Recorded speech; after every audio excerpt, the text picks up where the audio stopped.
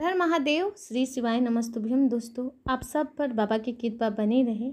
आप सबको पता है कि अभी श्राद्ध पक्ष चल रहा है और श्राद्ध पक्ष 10 दिन बीत गए हैं। आज 10वीं तिथि है। तो यहाँ पे हम आपको बता दें कि अब तक आपने अपने पितरों के लिए कुछ भी नहीं किया है, कोई उपाय नहीं किया है, कोई तर्पण नहीं किया है, कोई उनको तिलांजलि नहीं दी है। अगर आपने के घर में पितृ दोष है, उसके लिए भी अगर आपने कोई ऐसा उपाय नहीं किया है तो टेंशन लेने की ज़रूरत नहीं है। बहुत कम दिन है, बहुत कम समय बचे हैं, पर आज हम आपको 4 उपाय बता रहे हैं जिसमें से कोई भी कर सकते हो। जो आपको आसान लगे वो उपाय आप कर सकते हैं। ये उपाय आपको संतान सुख, धन संपदा, पितरों का आशीर्वाद, घर में सुख शांति बनी रहेगी। कैसी भी पितृ दोष हो वो समाप्त हो जाएगी। अगर आप ये 4 में से कोई भी एक उपाय कर लेते हैं तो आपको पितृ हमेशा आपको आशीर्वाद देते रहेंगे। तो इसके लिए आपको करना क्या होगा, चलिए बताते हैं। सबसे पहला उपाय है वो है आपको कपि महादेव के नाम से करना है। तो उसके लिए आपको सबसे पहले कौन सी सामग्रियाँ की ज़रूरत पड़ेगी वो आप पहले अच्छे से समझ लीजिए, उसके बाद आप कीजिएगा, ताकि आपसे कोई भी गलती ना होगी और आप उपाय ये कर पाएंगे। क्योंकि आपके पास बहुत कम समय है। अभी आप ये 3-4 दिनों में नहीं किया तो फिर आपको अगले साल मौका मिलेगा कोई भी उपाय करने के लिए पितृपक्ष में। तो सबसे पहले आपको एक रोटी चाहिए। रोटी नहीं है तो आप पराठा हो, पूरी हो, जो भी आपके पास बने हो उसमें से आपको एक ले लेना है। एक रोटी या पूरी या पराठा, जो भी आपके पास बने हो। अब आप स्क्रीन पर देख रहे होंगे, ये है गुड़। इसे जागरी बोलते हैं, गुड़ बोलिए। गुड़ में से आपको थोड़ा सा ले लेना है। गुड़ अगर आपके पास नहीं है तो आप शक्कर भी ले सकते हैं, चीनी जिसे हम लोग बोलते हैं अपनी भाषा में। तो अगर आपके पास गुड़ नहीं है तो चीनी भी ले सकते हैं। इसमें से आप थोड़ा सा चीनी ले लीजिए ताकि मिठास आ जाए। एकदम थोड़ा सा लेना है, जितना कि आप हथेलियों पर देख रहे हो उतना ले लीजिए।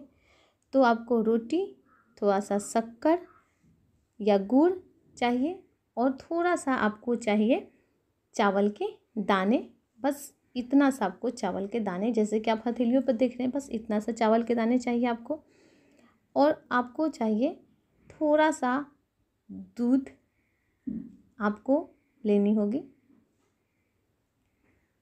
तो आप स्क्रीन पर देख रहे हैं, थोड़ा सा इसमें से आपको दूध लेनी होगी। अगर आप नहीं ले पा रहे हो दूध तो थोड़ा सा आप कोशिश कीजिएगा खीर बना ले। चावल, शक्कर और दूध को मिलाकर थोड़ा सा खीर की मात्रा रख ले। अगर आप खीर नहीं बना सकते हो तो इन सारी सामग्रियों को, रोटी, शक्कर, चावल और दूध, एक रोटी में आपको रख लेना है। इन सारी सामग्रियों को इस तरीके से आपको एक रोटी के ऊपर रख लेना है। यहाँ पे देखिए, पहले हमने रोटी रखा है, फिर चावल रखा है, इसी में हमने दूध भी रखे हैं और यहाँ पे गुड़ भी रखे हैं, गुड़ की जगह चीनी। इस तरह की सारी सामग्री आपको रख लेना है और इसे आपको घर के पास जो भी गौ माता हो उनको आपको इसे खिला देना है 20 कपि महादेव के नाम से। 20 कपि या फिर 20 कपि, जो भी आपको नाम आता हो। यहाँ पे हम लिख देते हैं 20 कपि या 20 कपि नाम से आपको गौ माता को खिला देना है। जब आप ये खिलाएंगे तो इसका कोई तिथि नहीं है कि श्राद्ध पक्ष में किसी खास दिन खिलाना है या सुबह या शाम। जिस दिन आपको समय मिल जाए, जिस दिन आपका मन कर जाए श्राद्ध पक्ष में करने के लिए ये उपाय, उस दिन आप ये उपाय कर लीजिएगा। आपके घर में कभी भी धन संपदा, वैभव, लक्ष्मी की कमी नहीं रहेगी। आपके घर में हमेशा बरकत होगी। पितरों का आशीर्वाद हमेशा आपके घर पे बना रहेगा। और दूसरा उपाय है पितृपक्ष में करने वाला ये भी उपाय है। किसी भी दिन आप करिए, इसका भी कोई तिथि, कोई दिन, कोई तारीख नहीं किया गया है कि आपको पितृपक्ष में इस दिन करना है। किसी भी दिन आपको ये उपाय करना है। इसके लिए आपको ये जो स्क्रीन पर आप देख रहे हैं दूर्वा है ये। आप एक मुट्ठी दूर्वा अपने हाथ से उखाड़िए, उसे नोचिए और अपने पास जो भी आसपास हो गौ माता उसको आप खिला दीजिए। आपको पितृ को तर्पण करने की ज़रूरत नहीं पड़ेगी, तिलांजलि करने की ज़रूरत नहीं पड़ेगी। आपके पितरों को मोक्ष मिल जाएगी और आपको उनका आशीर्वाद मिल जाएगा। तो इस तरह से बहुत ही आसान उपाय है। आप पितृपक्ष में अपनी हाथों से एक मुट्ठी दूर्वा नोच कर उखाड़ कर आप गौ माता को खिला दीजिए। और आगे है तीसरा उपाय है जल वाला उपाय। जैसे कि 16 दिन में 16 जो श्राद्ध पक्ष होते हैं वो पूरे 16 दिन के होते हैं। तो उसमें कुछ खास तिथियां होती है, जैसे दूज, चतुर्थी, अष्टमी, दशमी, एकादशी, प्रदोष, शिवरात्रि के दिन गाय को जल पिला दिया जाता है।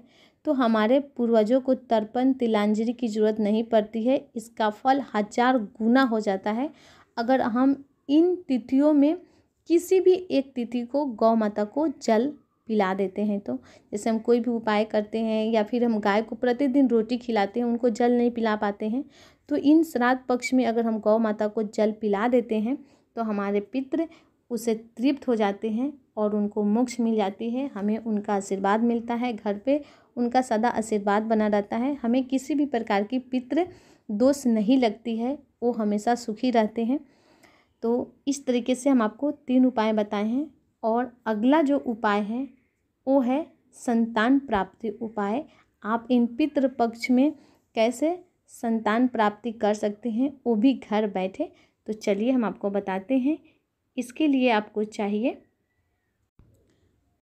चावल के दाने, जो आप स्क्रीन पर देख रही हैं, इसमें से आपको सिर्फ 2 चावल के दाने चाहिए। ज़्यादा लेने की ज़रूरत नहीं है, सिर्फ आपको 2 अपनी हथेलियों में रखना है। अभी पितृपक्ष चल रहा है और पितृपक्ष में गुरुजी अभी कथा वाच रहे हैं। तो अभी गुरुजी की कथा चल रही है, श्री गो पितृ शिव महापुराण की कथा। तो आपकी कथा 2 दिन की छूट भी गई हो, 3 दिन की छूट भी गई हो तो कोई दिक्कत नहीं है। कहा जाता है कि शिव महापुराण की कथा 1 सेकेंड 5 मिनट भी अगर आप दिल से सुन लेते हैं तो आपको उसका फल मिलता है। तो अगर आपने 2 दिन उपाय नहीं किया, 3 दिन नहीं किया है, तो चौथे दिन से भी आप ये उपाय कर सकते हैं। टीवी के सामने आप एक आसन बिछाइए, घर पे ही, पंडाल में नहीं जा सकते तो ये घर पे करने वाला उपाय है। टीवी के सामने एक आसन बिछाइए और आसन पर आप विराजमान होइए कथा शुरू होने से पहले 5 मिनट पहले। और वहाँ पे 3 घंटे के लिए आप बैठिए संकल्प करके, हाथ में 2 चावल के दाने लेकर बाबा से विनती करके कि बाबा इस श्राद्ध पक्ष में हम अपनी संतान प्राप्ति की कामना लेकर आपकी कथा सुन रहे हैं। बाबा सबकी झोली भरते हैं, मेरी भी झोली भरिए। सब दूर से हार गए हैं, सब तरह से निराशा हाथ लगी है।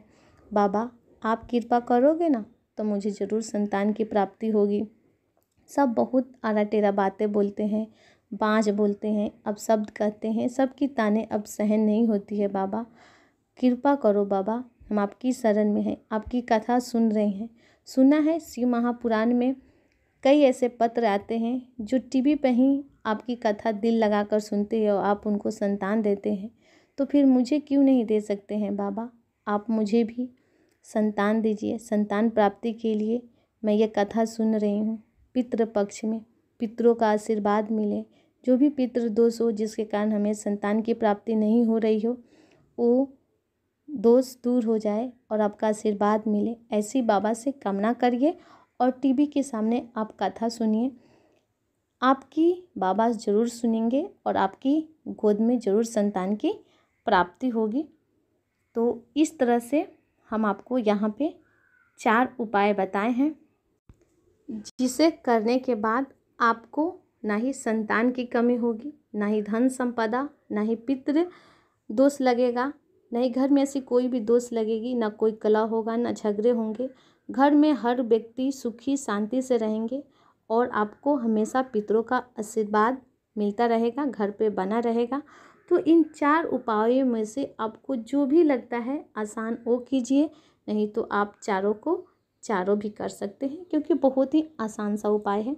चारों उपाय में से अगर आपको किसी भी प्रकार के प्रश्न पूछने हो तो आप हमसे कमेंट में पूछ सकते हैं। जहाँ पे आपको समझ में नहीं आई हो, वैसे तो आपको समझ में आ जानी चाहिए, हमने अपनी तरफ से पूरी कोशिश की आपको समझाने का। फिर भी अगर नहीं समझ में आई तो कमेंट में ज़रूर पूछ लीजिएगा, आपको रिप्लाई ज़रूर मिलेगी। लेट हो सकता है उसके लिए सॉरी, लेकिन हम रिप्लाई ज़रूर देंगे। तो चैनल पर पहली बार आए हैं तो चैनल को सब्सक्राइब कर दीजिएगा। वीडियो अच्छी लगती होगी तो लाइक बटन दबा दीजिएगा। कमेंट में हर हर महादेव या श्री शिवाय नमस्तुभ्यम टाइप करना बिल्कुल भी नहीं भूलिएगा। फिर मिलते हैं, तब तक के लिए आप सबको श्री शिवाय नमस्तुभ्यम हर हर महादेव।